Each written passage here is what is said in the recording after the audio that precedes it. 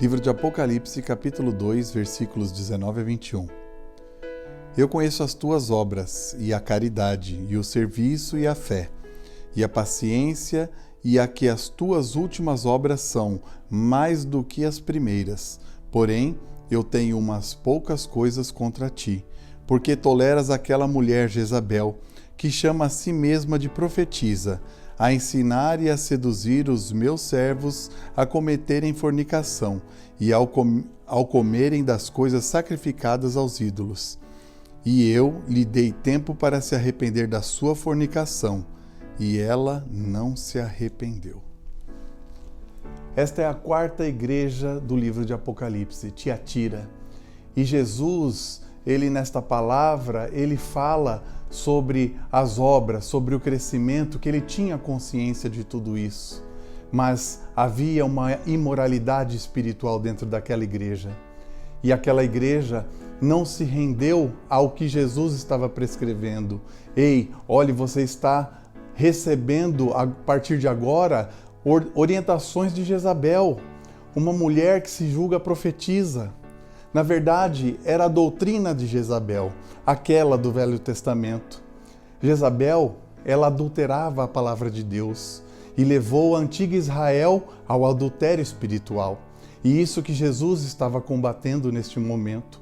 Ele não gostaria de ver a sua igreja desta maneira, infiel e seduzida por falsas profecias. Então Jesus, ele vem e alerta e diz: ei, eu vou te dar tempo para você mudar. Há tempo ainda. Só que mesmo assim, esta igreja não cedeu. Os profetas daquela igreja, os líderes, os pregadores foram confrontados. Eles estavam sabendo da verdade que Jesus estava ali naquela carta falando aos seus ouvidos. Mas nenhum deles se rendeu. E Jezabel conseguiu infiltrar-se naquela igreja e acabou dizimando aquela igreja com a sua falsa doutrina. Como eu havia falado nas mensagens anteriores, estas cartas do Apocalipse para as igrejas da Ásia, elas estão mais vivas do que nunca. E o que Jesus ele nos traz para os dias de hoje, o cristianismo que nós vivemos hoje, o que ele alerta?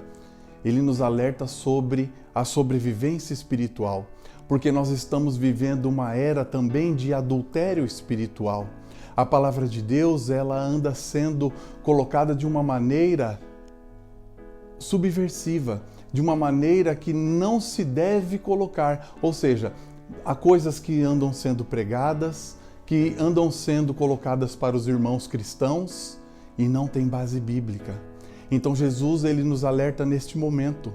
Por quê? Porque esta palavra está mais viva do que nunca. Existem pessoas pregando o evangelho de Jesus, andando como cristão, vestindo como cristão, falando como cristão, mas não são cristãos.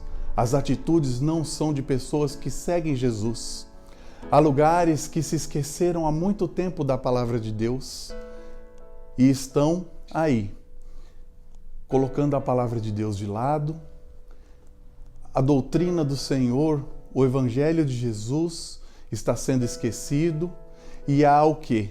Práticas para você aliciar pessoas, para você colocar pessoas nos bancos das igrejas, atrativos mundanos para você colocar cada vez mais pessoas na igreja para tornar um culto ou uma pregação mais divertida, mais legal.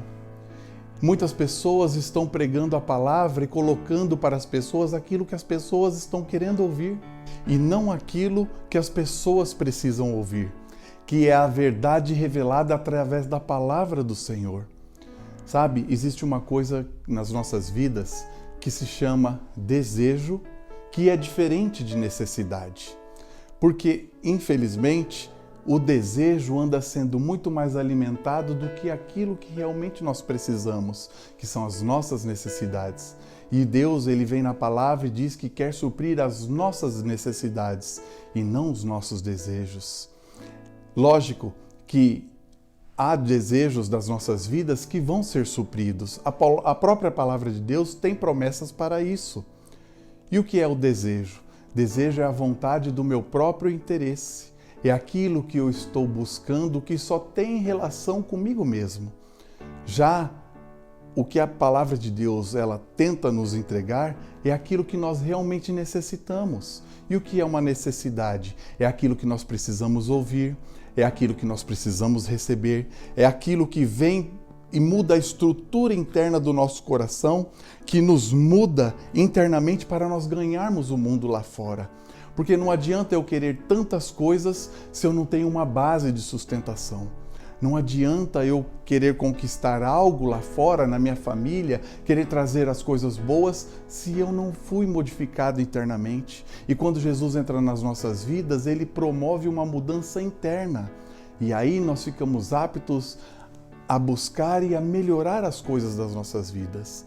Não adianta nada se eu tiver o desejo e o importante é eu ter a necessidade.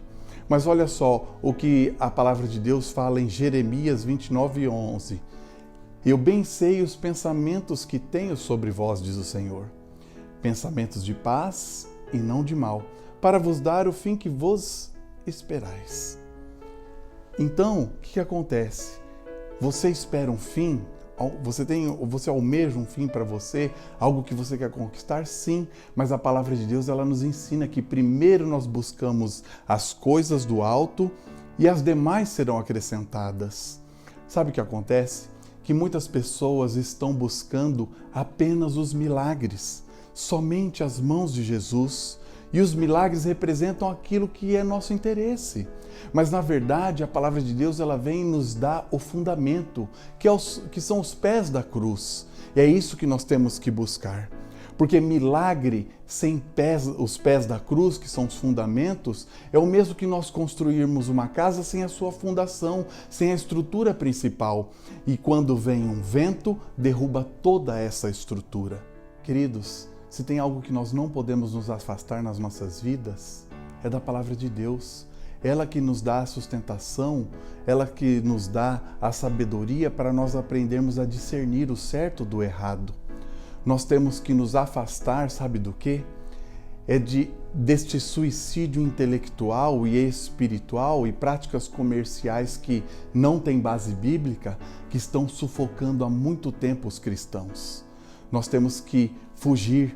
E a palavra de Deus, ela nos dá algo, um ensinamento para que a gente não venha sofrer por falta de entendimento.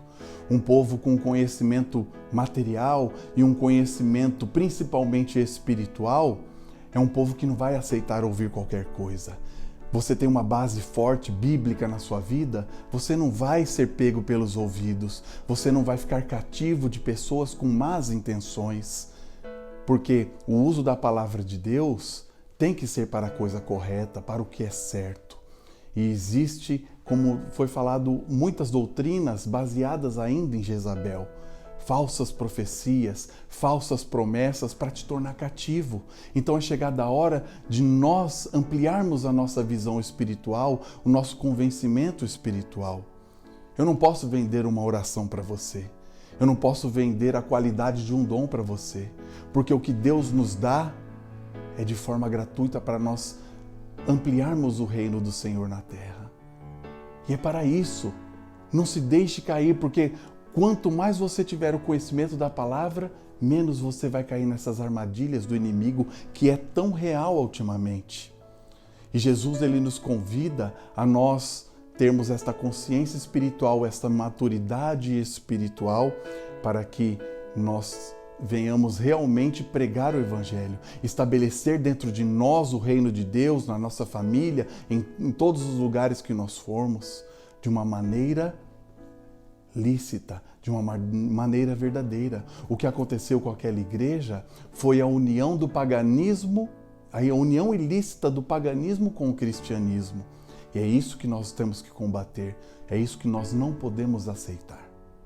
E o desafio desta palavra que Jesus nos lança neste dia é para que nós venhamos discernir mais o que é do homem e o que vem de Deus, para nós não fazermos vistas grossas às falsas profecias, para nós combatermos o bom combate realmente e defendermos a palavra genuína do Senhor, para nós não fingirmos e não fecharmos nossos olhos para aquilo que está errado. Nós nos apartarmos realmente do que está errado, do que está invertendo a palavra de Deus. Quer saber se algo tem fundamento bíblico? Consulte a Bíblia, procure nela, aqui tem as respostas. E assim você vai saber discernir.